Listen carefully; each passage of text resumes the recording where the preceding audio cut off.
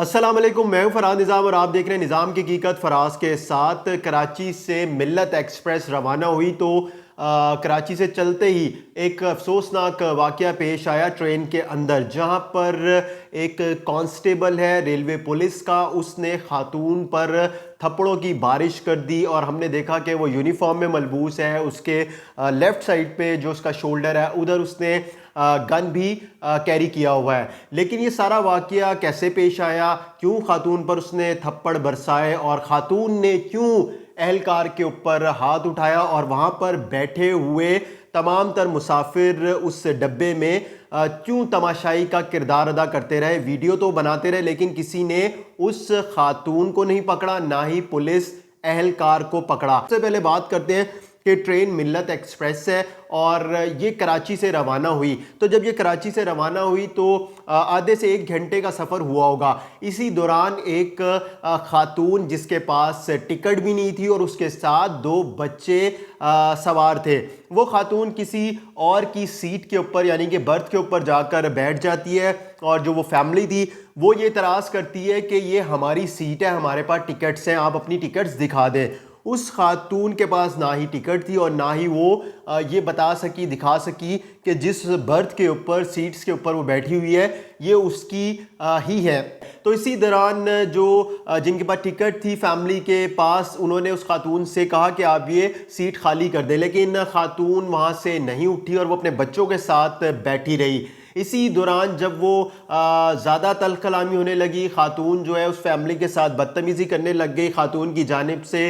फिर railway police को इत्तला की गई कि जी हमारी सीट है और ये सीट हमने टिकट ली हुई है, लेकिन ये खातून अपने बच्चों के साथ बैठी और उठ नहीं रही है। इतनी देर में वहाँ पर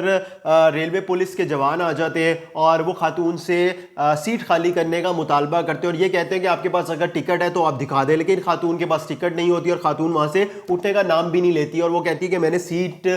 खाली नहीं करनी है। फिर वो जो वहाँ पर हमने देखा कि कांस्टेबल उनसे रिक्वेस्ट करता है कि आप ये सीट से उठ जाएं, आप क्यों इतना ज़्यादा तंग कर रही हैं लोगों को, आप कहीं और जाकर बैठ जाएं। तो लेकिन वहाँ पर कोई सीट भी खाली नहीं थी और जब टिकट ही नहीं है तो फिर वो कैसे वहाँ पर बैठ सकती थी किसी और की जगह पे भी। इसी दौरान हमने देखा कि कांस्टेबल खातून के ऊपर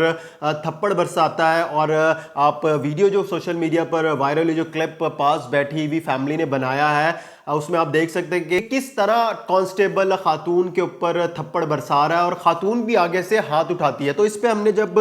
मौक़िफ़ लिया रेलवे पुलिस का तो उनकी जानिब से हमें बताया गया कि खातून का दिमागी तवाज़ुन ठीक नहीं है और वो जो 2 बच्चे हैं वो खातून के साथ ही थे। खातून ने वहाँ पर जो मौजूद फैमिलीज थी जिन्होंने उस खातून को कहा कि आप हमारी बर्थ सीट खाली कर दें, उनके ऊपर थूक फेंका और उनके साथ नाजेबा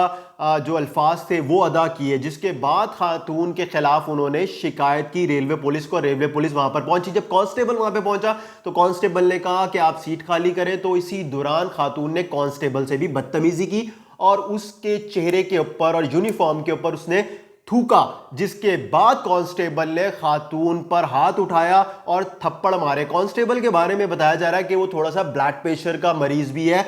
जिसके बायस उसको बहुत ज़्यादा गुस्सा आ गया और जाहिर सी बात है कि एक यूनिफॉर्म में जब कोई भी पुलिस अफसर है, एहलकार है, तो उसके साथ इस तरह का बिहेवियर